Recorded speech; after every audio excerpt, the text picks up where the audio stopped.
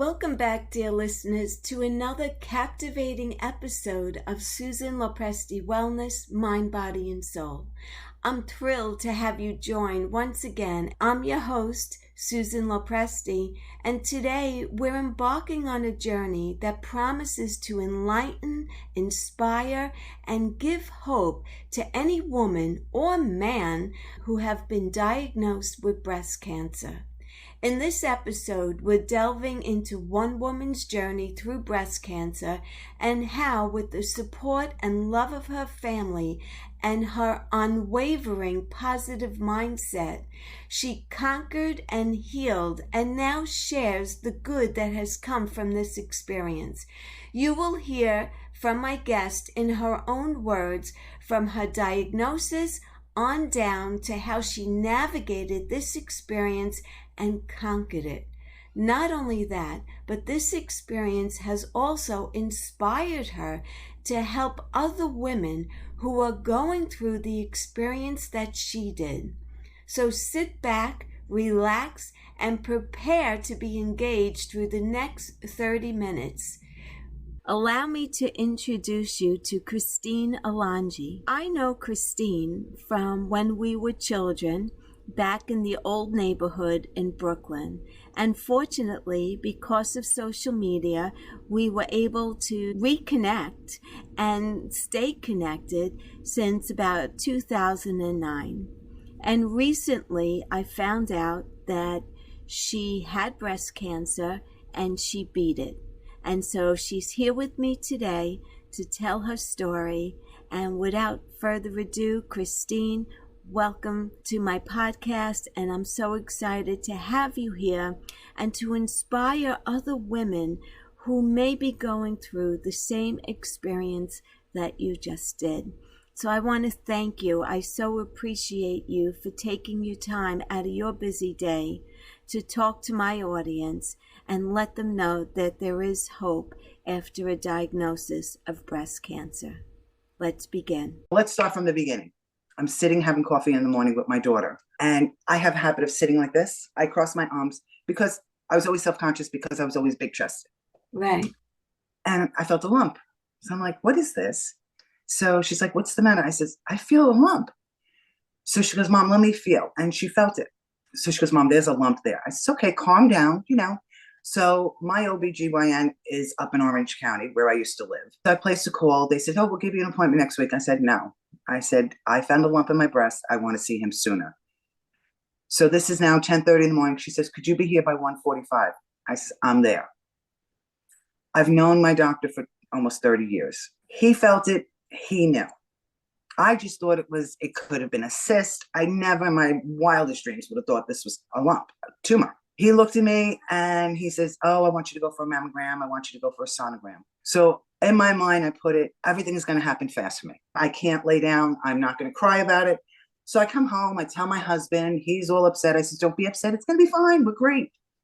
And I scheduled one for Monday, a mammogram and a sonogram. He tells me, I think you should see a breast surgeon. He says, you do have a lump. I said, okay. And then what happens is you have to go for a biopsy. I was just like, bam, bam. I wanted this done. I set up the biopsy. I went to NYU. And I have to tell you, I can't stress enough about NYU. They are compassionate. They are so on top of everything. You go there and you feel like you've known these people. They make you feel so warm and so accepted.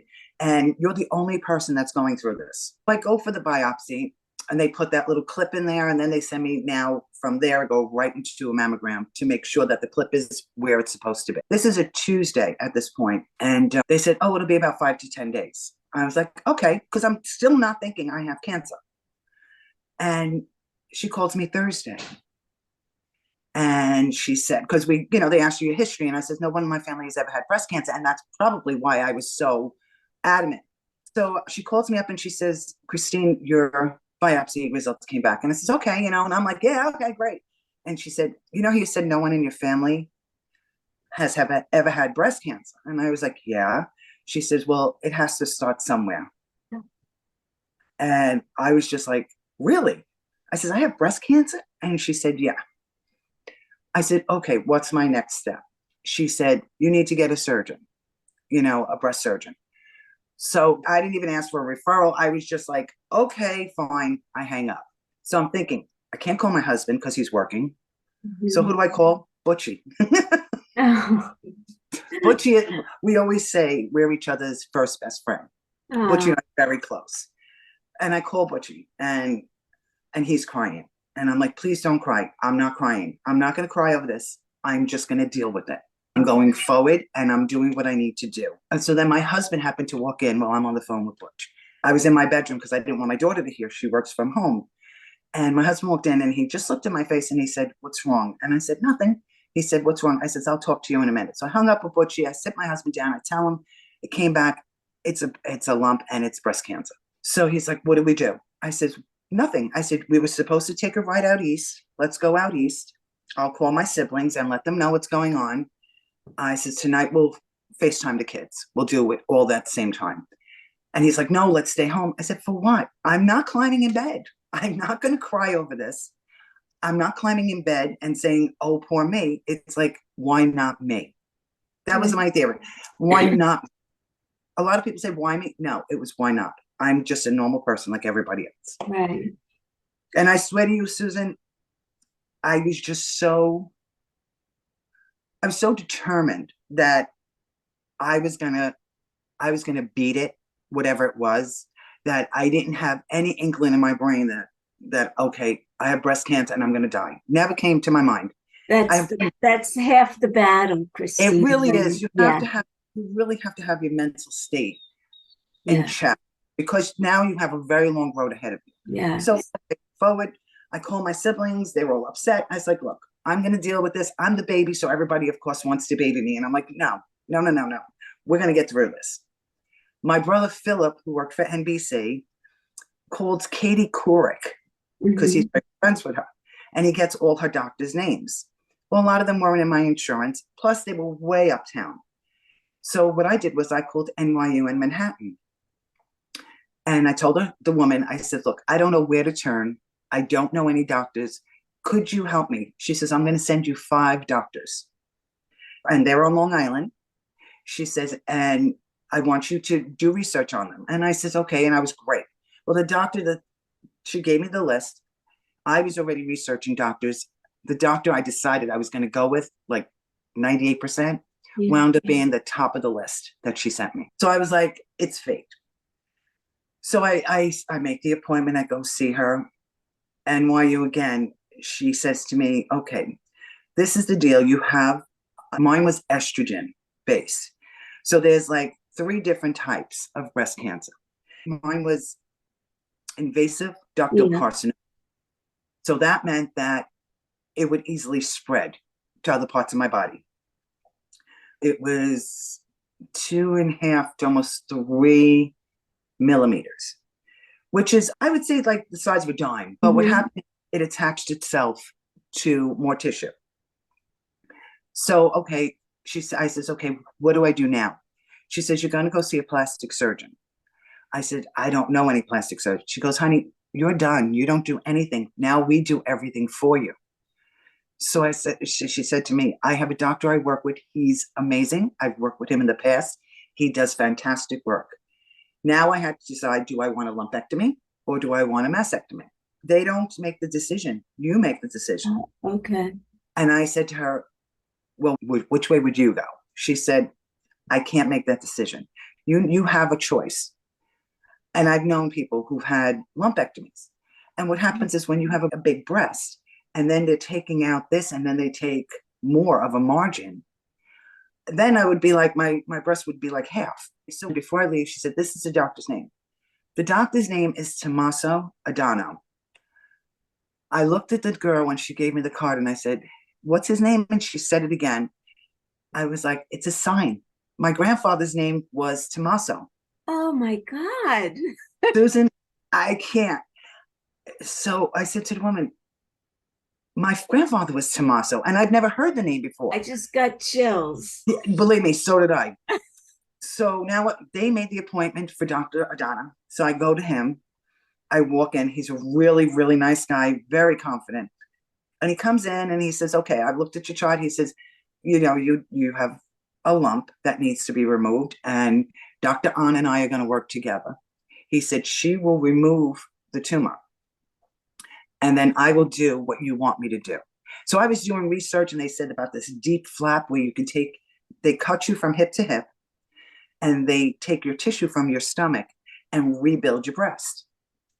So I've seen that women have had this like immediately, like when they take the lump out. They do it all at the same time, right? He said, no, we don't do that. And I said, why not? He said, because say if the cancer spread somewhere else, he says, we have to open you up again. And all that tissue we just took out of your stomach is going to be bad. He says, we like to do it in steps. We want to know if you need chemo. We want to know if you need radiation, because radiation will destroy the tissue. I would never be able to fix that again. So I tell him, I says, I'm supposed to be here. And he said, good, I'm glad you feel that way. I says, no. I said, you're the only man I've ever heard of with the name Tommaso, and that was my grandfather. I've never met my grandfather. I said, so to me, you were sent to me, that I know this is going to work out. He says, not tooting my own horn. He says, but I am very good at what I do. So I was like, perfect. So now this is like mid-October. And then I have to go for MRIs. They thought they saw another spot. They didn't. It wound up, I had a next one. They said, no, there's only one. I said, okay. We scheduled the surgery. They said the day before Thanksgiving is the only opening we have. I said, I'll take it. So I took it. So I did all my pre-testing, all that fun stuff. And then I had to go for a nuclear medicine injection right into where the tumor is located, which is right near my nipple. So they told me, you're losing your nipple. I don't care. Either way, I was going to lose it, a lumpectomy or a mastectomy. Right. I decided on the mastectomy. I said, take it. I don't need it. And I trusted him. He's going to rebuild me. I went. I had the surgery on the 23rd of November. Susan, I went in at 5:30 in the morning. I was home by 12:30. With Same a mastectomy? Day. With a mastectomy. They send you home the same day these days? Wow. To home. So I come home and I have drains, and my daughters are here.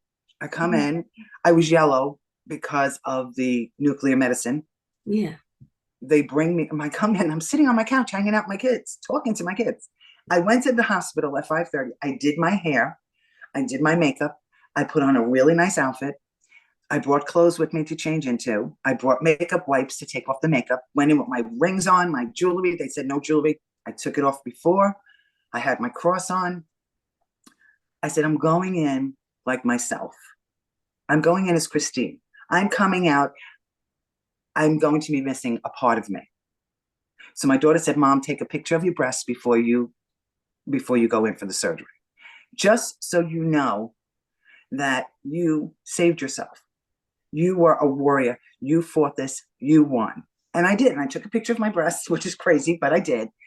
And I walked in and they were like, what are you here for? And I said, a mastectomy. And they were like, okay. Meanwhile, I had like this, my hair was curled and everything. I basically said, I'm not a victim. I am a survivor. And if I went in with that in my brain that I was going to survive, I knew I would. I love this. This is incredible.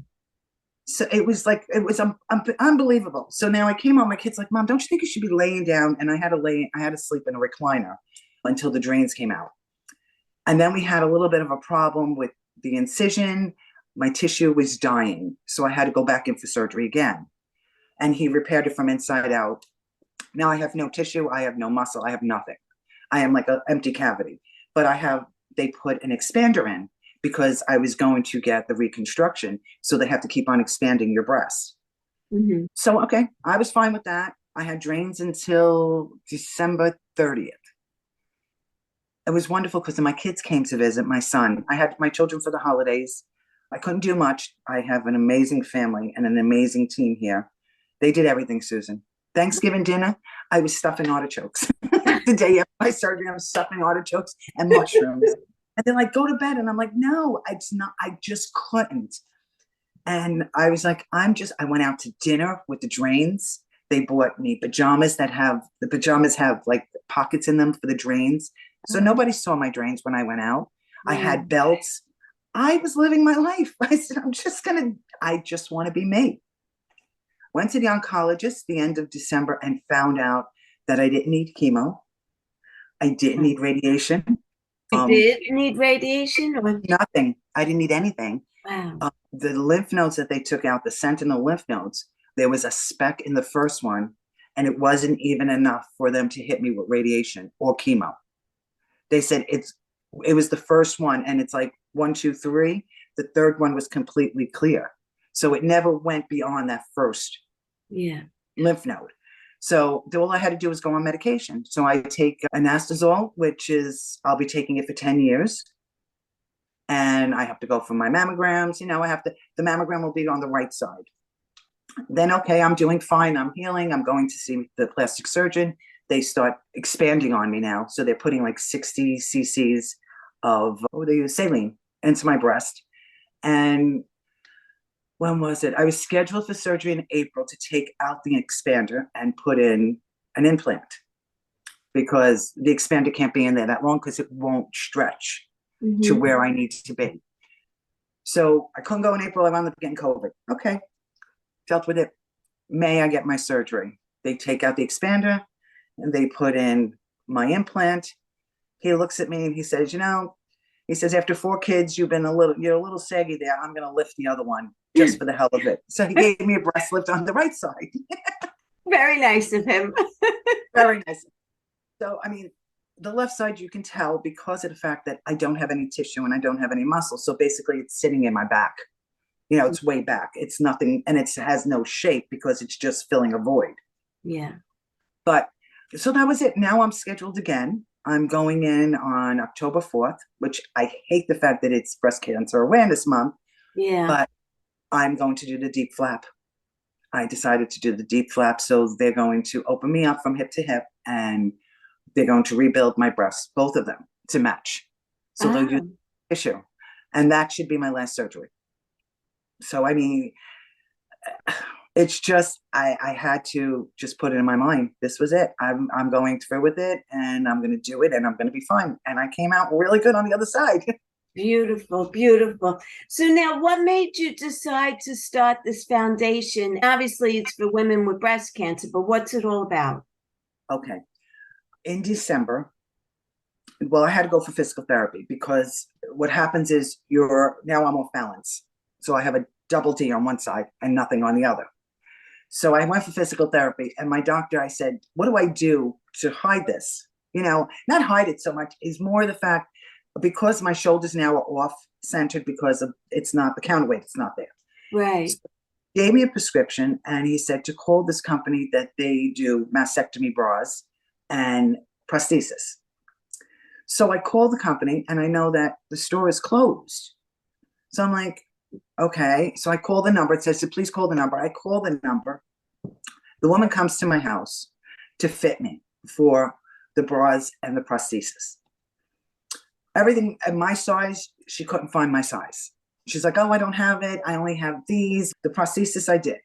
So I told her I have a prescription from the doctor. Oh, we don't take prescriptions anymore. This is where it got me. You have to pay up front, and then the insurance will reimburse you. So I said to her, okay, wait a minute. What happens if I didn't have $500 to pay for this today? Because the prosthesis is $300 and something. She says, I don't know. What do you mean you don't know? So I said, so what about women who don't have insurance, or women who have Medicaid or Medicare? I said, what are they allowed? And she says, they're allowed maybe 2 bras a year.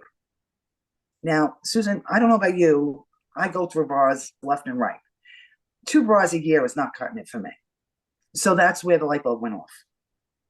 And so I paid it. So she said, you just have to submit to your insurance. And I said, forget it. You know what? Let the insurance give it to somebody else.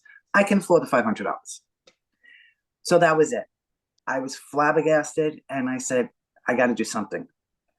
So that's when I decided, because I know what it felt like to put that bra on for the first time with the prosthesis.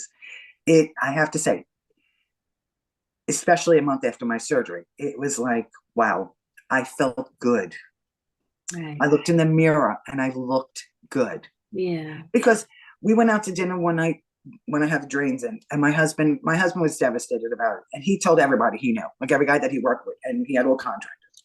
And we went to dinner, and this contractor was there with his wife and another couple.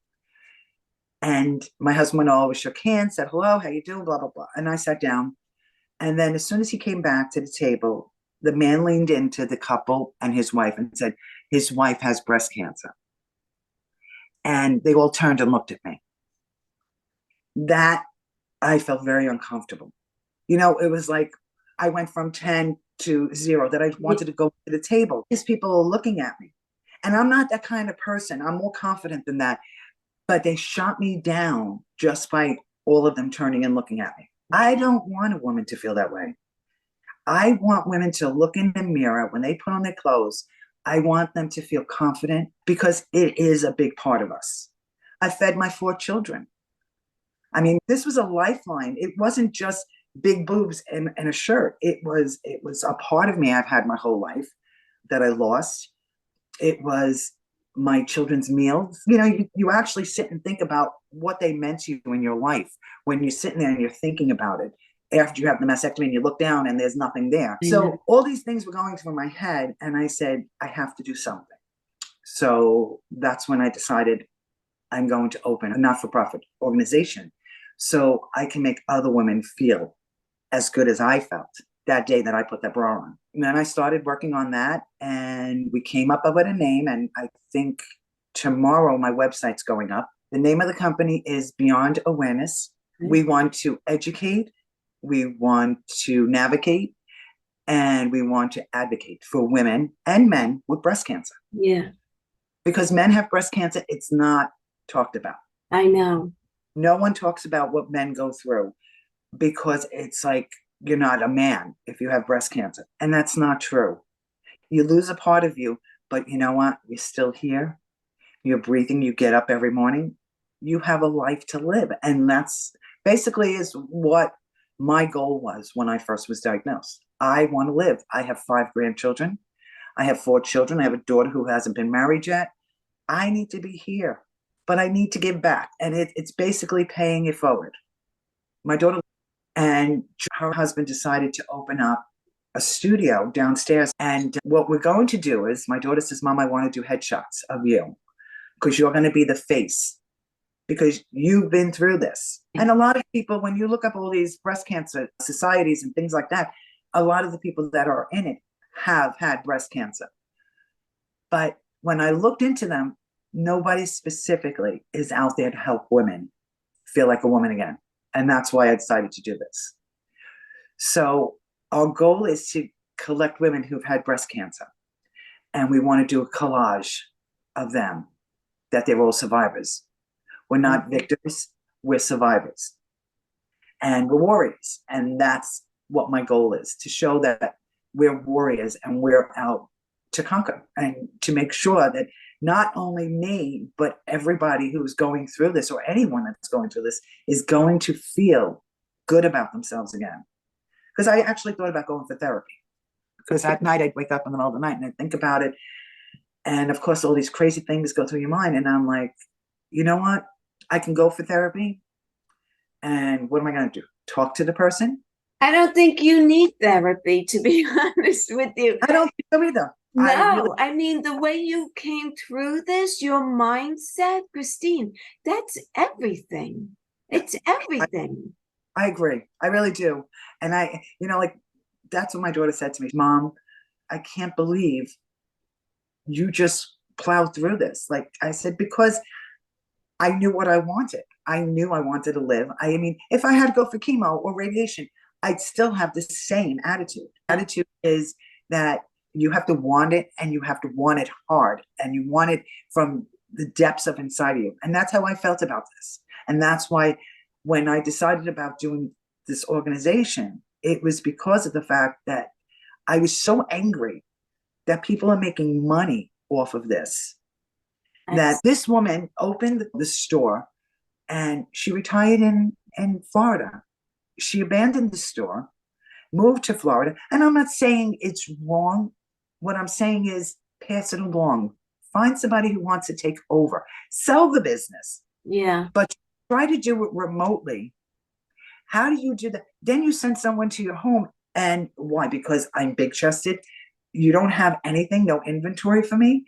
How do you think I felt when you tell me, oh, no, we don't have your size? Okay, well, what am I supposed to do? I held up in my bedroom because my daughter's working on the other side of the house and I didn't want to hear her on her phone. It just, so it really upset me. And I told my doctor, I spoke to my plastic surgeon's office about it, the PAs that work for him. And I told them what happened, my experience. She says, a lot of people have been complaining about her. So when I go see my plastic surgeon in September before my surgery, I'm going to talk to his office to see if maybe they can refer people to me. I wanted to tell you about this week. Monday, my husband called me up, which is very rare. Do you want to have lunch? And I said, yeah, I love having lunch with him. So we go to Glen Cove, we have lunch. I walk into Staples. I said, I need to now get a journal and I need to get an appointment book because now I have to make notes and all this stuff. So I pick up a book and I like the cover of it. I just like browse through the papers. I said, oh, this is perfect. So then he said to me, do me a favor, stop at our mechanic. And this is not relevant to what I'm going to hit you with. But he says, go talk to the mechanic, see when the car is going to be ready. It's our little fun car. It's a Mercedes convertible that we like to go out east with. So I said, okay. So I go see him and I'm like, hi, Joe, blah, blah, blah. We're talking. And I said, Joe, I'm going for surgery in a couple of weeks. I'm going to be on my back for like 8 weeks. I really would like to have my car so I can enjoy it for the rest of the summer. Do you think maybe you can work on it? He said, Wednesday and Thursday, Christine, I'll have it up on the lift. I said, thank you. So it was like, okay, I had lunch with my husband. I went to Staples. Joe tells me yes. So now I'm taking the long way home. And there's this really good warehouse. It's all antiques. And I love this warehouse. So I said, I'm going to stop there today. Just felt like browsing. For some reason, I turned down the wrong block. I turned down the wrong block and I said, oh, I'm on the wrong side of the railroad because now it's Glen Head. I look to my right and I see a store that says mastectomy and wigs. And they had the pink ribbon. So I jump out of the car, I park the car, I run over, and it's closed Sunday, Monday. And I was like, oh, crap. But there was a woman inside. So I knock on the door and I said, can I talk to you for a minute? And she said, yeah. So I said, look, I don't even have my business card yet because I'm waiting for my logo to be done. I explained to her what my plans are. I want to pay you. You give me the clients and I will pay you for the bras and the prosthesis and the wigs. So she said, why? I said, because I'm a survivor. I says, and I want to pay it forward. And this is the company I'm opening. So she looked at me and she said, she's like, why? And I said, because it'll make me feel better. I want to go to sleep at night, put my head on my pillow and say, I did something good for the day. You just go out there and you want to do something good for people. So I'm going to work with her. She gave me her brochure. She's going to help me with the people with insurance, without insurance. So I already have a contact. I am so excited. I call my cousin. I call my kids. I'm like thrilled. I told my daughter, get busy on that website. Get busy on my cards. I have to do this. Susan, when I tell you, you get a message from above. Yeah. I did. I buy this book that I'm going to use as a journal. The cover says, the world was hers for the taking. You open it up now. I didn't see this first page because I just fingered through it. I look forward to holding your big plans, important dates, and me time. This is totally your year, and your agenda is ready to cheer you on. Show this year who's boss.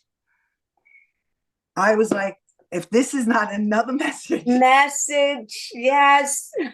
Nothing is a coincidence in this world. Nothing. I agree with you. And I was just like, I said, this was the end of my perfect day. This is where my journey starts. I love it. And that's why when you reached out to me, I was like, because you reached out to me on Monday and I was like, holy crap, everything is just falling into place. It's just falling into place. We have great ideas to do fundraisers. I'm not doing a walk. My girlfriend Joan does a walk in Connecticut. I send her money every year. I was supposed to do the walk this year, but because of my surgery, I can't. I don't want to do a bike run. I don't want to do anything like that. I want to do fun things to attract people to come. My first one is going to be an 80s disco party at my daughter's studio. I'm going to get a DJ, and there's going to be a cover charge, and that'll be for donations. And I'm going to have alcohol. I'm having a bartender and everything. I'm going to work with the restaurant, which is Jalape's on Columbia Street. They have great food. I'm going to see if I can work with them, if they would like, give me a price where if people want to go, we get discounted prices. If people want to go for pickies or something, because they're open late. And I'm just going to put like high tops around with people want to just chill at the tables. But it's only going to be my friends, like people I know and who are willing to donate. This is not a pity party. This is not, oh, woe is me. It's more of the fact, like I said, it's like a phoenix rising. I took my experience and I am taking it to a different level. Yes. And I want people to know my story because there are so many women out there that don't want to share their story. Right. Or they're afraid to share it, or they're embarrassed. Breast cancer is nothing to be embarrassed about. No. And they're not alone. They hear your story and it resonates with them. And it's like, yeah, that's the way I felt. But when you're in it and you're not reaching out, you do feel alone. And also, I think it's inspiring for you to tell your story. I love the mental aspect of how you went through it, because I really think that's 50% of the battle, or maybe even more. I don't know. It doesn't matter. And, you have to be positive. You have to go in saying, I'm a warrior. I'm going to beat this. And you know what? There's a lot of women that weren't as lucky as I was. But the thing is, you have people that are going through this or have gone through it that are here to support you. And it's not a foundation where it's not something that's nationwide and you got thousands and thousands and thousands of people. This is a very private organization that is willing to hear you, listen to your story, hear my story, and then I'll listen to your story. And then you say, or women who, like me, I didn't know where to turn to for a doctor. So I called NYU Hospital. I don't know if everybody would think to do something like that. Mm-hmm. That was my route, was to go to a hospital that I really trusted. NYU, my family has always been at NYU. My mother's cancer, they were there. They were just, amazing. I walked in for my third surgery and the nurses remembered me. When I do my mission statement, I am going to mention my doctor because I felt I had the best of the best. If I was able to get up and walk around after having my breast removed and they gave me painkillers, never took an oxy, ever. No, I'm lying. I took one because they said, Mom, the pain blocker is going to wear off and you're going to be in pain. I took it that night. I was like, there's no pain. The next day I got up and I was walking around. Susan, no pain. Wow. Just uncomfortable from the drains. Once the drains came out, I was fine. Wow. But and that's, a lot of people are afraid. I'm just lucky. God was with you, Christine. Yeah. You know what? As something bad is coming, something great, because you're going to be helping other women. Okay. Mm-hmm. Christine, I love this whole idea that out of something bad that happened to you, because let's face it, being diagnosed with breast cancer is something bad, but you made it into such a positive thing by starting this organization to help other women. And I think it's like so generous of you and so giving that now you're putting your time and your effort and your energy not only in your own healing journey, but to help other women navigate this very difficult, and let's be honest, it's tragic. To be diagnosed with any kind of cancer is tragic. So how is this organization going to help other women from beginning to end? Like, will you also be offering advice on doctors or what to do? What is it that this organization does from soup to nuts? From soup to nuts. What we have established on our website is we have all links from, I am not a doctor. I don't think it's my call to to tell people you have to see this doctor. What we will do is we will guide women or men Right. who have breast cancer to in their location. So what we have right now is breast cancer screening. That's the first thing. A lot of people don't go for their screenings, but on our site, the National Cancer Society has locations. So if you go onto our site, you will find a link. And there will be a couple of different links where you can go to for different information that you're looking for. Would I recommend doctors? No, that's not what I would do. I would recommend facilities in your area. I Okay. will help you search, but I will not recommend a doctor. I can guide you on locations. That's about it. Um, then what we're really trying to do is get donations in. The donations will help women who need the bras, who need prosthetics, who need wigs, anything that a woman needs or a person needs to feel good about themselves. You're losing a part of yourself. And I remember when I had my surgery, I went into the hospital with my hair done, all put together because I knew I was leaving a part of myself there. And that's what happens when you have breast cancer. It's a visual. It's not just mentally, it's a visual. Every time you get undressed, you see it. Every time you want to wear a certain outfit, you can see it. So it's not like other cancers where you don't see what went on in your body. And I'm not saying that it's worse because it's not. It's not so bad. I was very lucky. What I went through, it wasn't as painful as I thought physically. Mentally, on the other hand, yeah. So my goal is to help women, guide them from start to finish. They need a doctor. They need to find out where to go for a mastectomy. You go onto our link. Our link will guide you. Um, we're taking donations, and that means some people haven't used wigs, slightly used. We are upcycling. We will have them sanitized, and we can hand them out to people who need them. If I can't provide the financial part, I'm hoping to help them also with the needs that I have, the means of receiving from people all the prosthesis, wigs, scarves. I even got eyelashes and eyebrows. So I mean, this is where I'm heading, is just to let people know you're not alone. We're here to help you. We will support you as best as we could, but right now we need the donations. We need the sponsorship. We need the donations. Um, we'll be doing a lot of fundraising and we're trying to do a lot of fun fundraising. I have a couple of things in mind already. My first one, I want to do an 80s disco party. It's just, it's not something that you have to, well, how do I put it? It's not that I want to make fun out of it, but you know what? You do need to have some fun too. Get your mind off of it. Let's do a disco party. My daughter came up with something great. I'm hoping we can do this. We want to do walk a mile in our shoes, and we want men to participate and get high heel shoes and have them walk a mile in our shoes, which I think is great. It'll be fun. Um, yeah, it's not, it can't always be serious. Right. You know, I didn't sit in my room and cry. I didn't get depressed. Uh, I thought about it. It did affect me.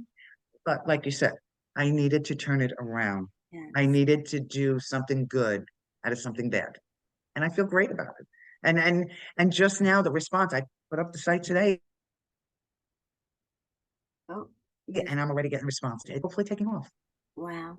So, um, so besides money, you are taking like other people's wigs that don't need them any longer or Mhm. any other, so that's great.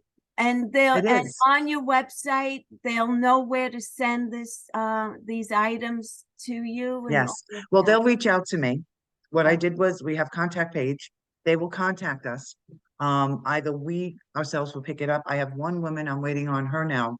I've picked up from 3 women so far. I have one woman who's mailing in all her stuff.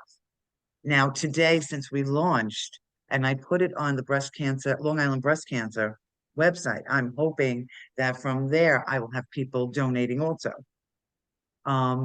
We're doing actually, as I was saying, we're doing on October 14th and 15th, my daughters will be doing Oyster Fest. And I don't know if you've ever been there, but Oyster Fest is huge festival they have on the water in Oyster Bay where we live. And there's all kinds of foods and rides, and they have tents with all kinds of vendors in it. And when we reached out to Oyster Fest and told them we wanted to participate, they gave us a spot for free since we're a nonprofit organization. So my daughters will have a table there, and we will be handing out flyers, and we're going to be doing a prize wheel so people can get our merchandise, get it out there, let people see what we're doing and who we are. And hopefully we're going to be reaching a lot of people because usually there's about 60,000 people that come to this event. So Wow. that's what we're trying to do. I'm doing it, social media. We're trying to reach out to people. As I said, in this fundraiser, this is the first of our, hopefully, of many of our fundraisers coming up. So people can find you at beyondawareness.org for your Correct. website. Mm-hmm. Okay. And on Facebook, we're on Facebook. We're on Instagram also. As Beyond Awareness. Correct. Perfect. Okay. Any final thoughts that you I'm would? sorry. A woman from the Long Island Breast Cancer Association just said, I can post it on there. So I'm going to be reaching a lot of people now. Excellent. Excellent. So Just got an alert. very nice. So final thoughts. Go ahead. Final thoughts.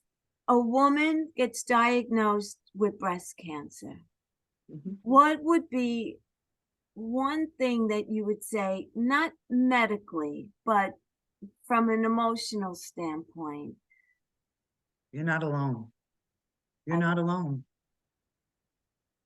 There are so many avenues that you can take for support.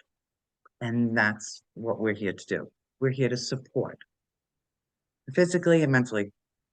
Are Because you there know what? We have the support means. groups? There are support groups. There are support groups out there. There's a lot.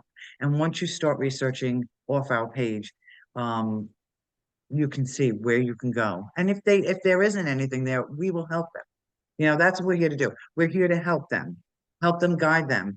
And just, you're not alone. We're not alone. We're a sisterhood.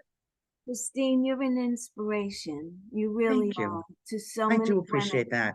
And you know, like I said, out of something bad comes something good. And you are like the best person in the world to No, have had this happen to you who could turn it around. And I think that's just wonderful. thank you. I appreciate that. The only thing is like, what gets me is there's so much research. There is, I mean, if you look, you can see breast cancer websites all over the place. And it's all for donations, for research. Breast cancer has been around for so many years, and it's still the same answer. You have to cut off your breast. You know, it's like, oh, yeah, get a mastectomy, get a double mastectomy. Yeah, there are ways that you can rebuild your breast, but it's like all this money is going out there for what? So that's why I said, you know what? Let them all do their walks and let everything. That's great, and it is. But for me personally, the reason why I open this is because this is touching individuals. This is every day. This is not going to be October. This is every day. My organization will be helping women, hopefully every day. And it's not going to it's not going to a research project. It's going directly to the women who need it. Right. You know, that's how I feel Yes. about this. Yes, exactly. I love it. I love So it. that's it. I love it. That's me. Thank you so much Oh, for Susan, I can't being thank you on my, enough. I'm really appreciated. I just want to finish and then I'll stop recording. So Christine, I just want to say that I wish you the best of luck with your surgery coming up Oh, this thank week. you. I know that God will be with you, and I know that you will come out of this on the other side.